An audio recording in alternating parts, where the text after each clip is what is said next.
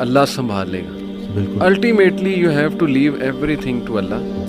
اور قرآن مجید میں بھی اللہ ایون نبی صلی اللہ علیہ وسلم کہتے ہیں نا کہ تم مشورہ کرو لیکن اس کے بعد اللہ پہ توکل کرو اور چھوڑ دو, اللہ تعالیٰ اس کو سنبھال لے گا. آئی تھنک جب ہمیں یہ بلیف ہو گیا نا کہ کائنات کا نظام چلانے والا اللہ ہے, لوگوں کے دلوں کا کنٹرول اللہ کی 2 انگلیوں کے درمیان ہے, حدیث میں آتا ہے, ہر چیز ایٹم بھی موو نہیں کر سکتا اللہ کی اجازت کے بغیر.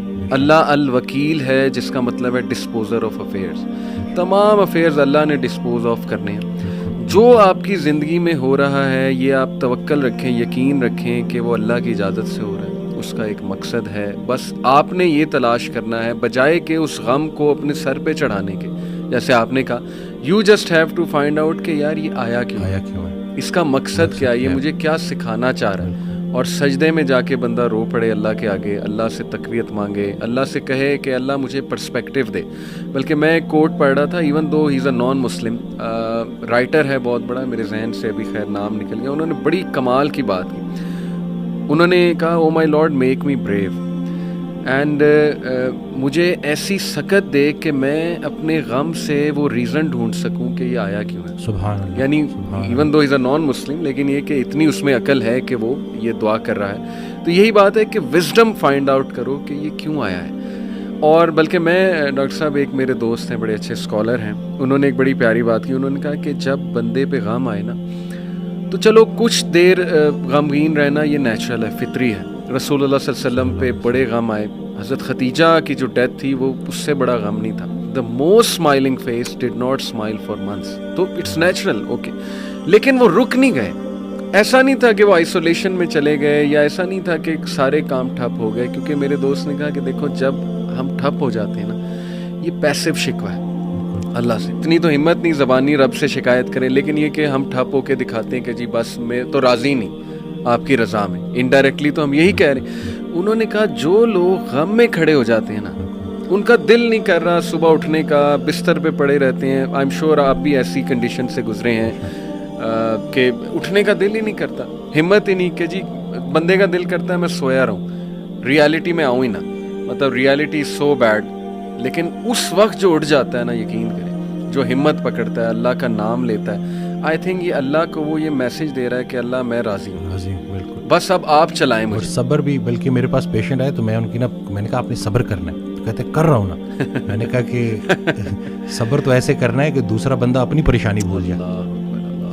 صبر ایسے آپ نے ڈیفائن کرنا ہے کہ دوسرا آپ کے پاس آئے اور آپ, کیونکہ یہی صبر ہے. بالکل ایسے. اب آپ کو میں دیکھ رہا ہوں آپ نے اپنے آپ کو چور چور کر دیا. اور باقی ایک اور بات کہ اپنے آنسوؤں کو لوگوں کے سامنے رائے گاہ مت کرنا, کیونکہ ان آنسوؤں کی خریدار رحمت پروردگار ہے. تو ان کے سامنے بہاؤ اور پھر دیکھو کہ کیا ہوتا ہے. اور باقی ایک کویسچن بہت سارے لوگ نا مجھ سے کرتے ہیں انگزائٹی سے ریلیٹڈ, کہ ہمیں لگتا ہے کہ ہمارے بعد ہمارے بیوی بچوں کا کیا ہوگا. تو میں یہ کہتا ہوں کہ حضرت کہتے ہیں آڈیو میں کہ جو انسان یہ سوچتا ہے کہ اس کے مرنے کے بعد اس کی بیوی بچوں کا کیا ہوگا, اس کا ایمان نامکمل ہے. اس نے پالنے والے کی پالنے والی صفت پہ ایمان ہی نہیں لایا. اللہ جن کے لیے پوری کائنات بنائی, ان کو یتیمی اور غریبی سے گزارا, ان کو ماں باپ نہیں دیے, آپ کو دے دیے. ہم شکر کے مقام کو گلے میں کنورٹ کر دیتے ہیں.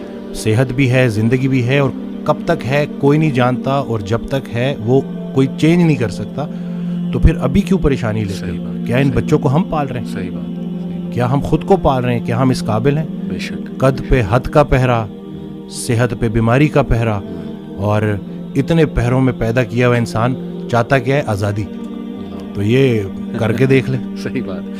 ڈاکٹر صاحب جسٹ ٹو وائنڈ اپ, کیونکہ ہمارا یوتھ کے ریلیٹڈ کام ہے, تو آپ نے کل میری آپ سے بات ہو رہی تھی, آپ نے ایک بڑی آئی اوپننگ بات کی. آپ نے کہا کہ ہم نہ ہی مینٹلی, نہ ہی فزیکلی, نہ ہی اسپرچولی اپنی یوتھ پہ کام کر رہے ہیں, اور ہم ایک بہت کمزور جنریشن چھوڑ کر جا رہے ہیں. تو what is your message for the youth in particular, کیونکہ مینٹلی بھی, ایموشنلی بھی, فزیکلی بھی, آپ کی بات ٹھیک ہے, ہم ایک کوئی طاقتور جنریشن نہیں چھوڑ کے جا رہے. دیکھیں اصل میں بہت چیلنجنگ ہے, لیکن ان بچوں کو یہ سمجھنا ہوگا کہ ابھی چونکہ عمر ایسی ہوتی ہے. اس دن بھی ایک کوئی ہارٹ بریک ہو گیا تھا تو پراپر نہ صحیح ڈپریشن میں, تو میں نے اس کو کہا کہ ہر اس انسان کا شکریہ جس نے میری آنکھوں کو آنسو دیے. یہ آنسو مجھے اللہ کے پاس لے گئے. اس انسان کا سب سے بڑا تحفہ یہ جدائی ہے جو تجھے اللہ کے پاس لے کے جائے گی. لوگ کیا کرتے ہیں, یہ جو غیر اسلامی تعلقات, اسی طرح سے غیر شرعی چیزیں, یقین جانیں آپ جتنی مرضی دیکھ لیں سکون نہیں ملے گا آپ کو.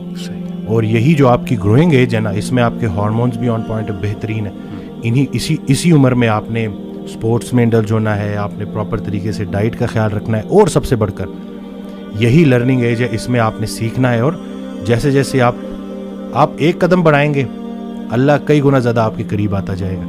اور یہ ٹرائیڈ اینڈ ٹیسٹڈ چیزیں, مجھے یہ بچپن میں سکھایا گیا تھا کہ صرف شہرت, دولت اور یہی چیزیں ہوں گی تو بس یہی سب کچھ ہے, کیونکہ ہم ادھر ادھر یہی دیکھ رہے ہیں. لیکن سب کچھ ہوتے ہوئے بھی انتہائی بڑا خلا تھا جو پورا نہیں ہو رہا تھا.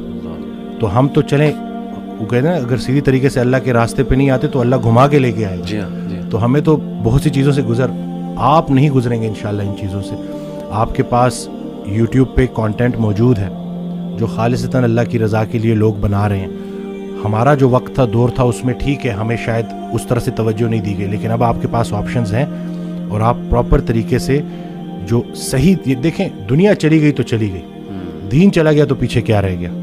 تو میں کہتا ہوں کہ دنیاوی تعلیم میں جتنا عبور حاصل کر سکتے ہیں کریں, لیکن اللہ کو بیچ میں رکھنا ہے. صحیح بات. اور دوسرا یہ کہ فائدہ بخش ہونا ہے لوگوں کے لیے, کہ آپ کی ذات سے لوگوں کو نفع ہو.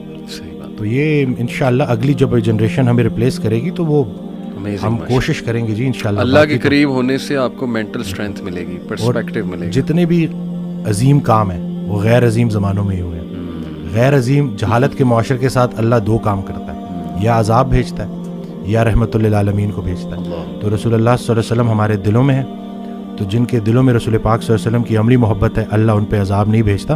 تو نیگیٹو نہ سوچا کرے پتہ نہیں ملک کا کیا ہوگا, نہ یہ چیزیں آپ نے بگاڑی ہیں, صحیح بات, نہ آپ یہ ٹھیک کر سکتے ہیں, اللہ ہی ٹھیک کرے گا. لیکن آپ خود کو تو ٹھیک کر سکتے ہیں نا. زبردست. جس نے اپنے آپ کو پہچانا اس نے اپنے رب کو پہچانا.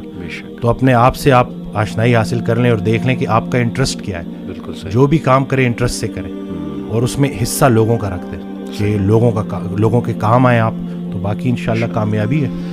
امیزنگ سر, بہت شکریہ, بہت اچھا لگا. may Allah bless you. Allah تعالیٰ آپ کو بلانے کے لیے شکریہ. نہیں, اٹس این آنر. اللہ آپ کو مزید ترقیوں سے نوازے, اللہ تعالیٰ برکت دے آپ کو لائف میں, اور دنیا آخرت دونوں کی بہترین چیزیں دیں انشاءاللہ. ول کیپ ان مائنڈ انشاءاللہ. جزاک اللہ. Thank you.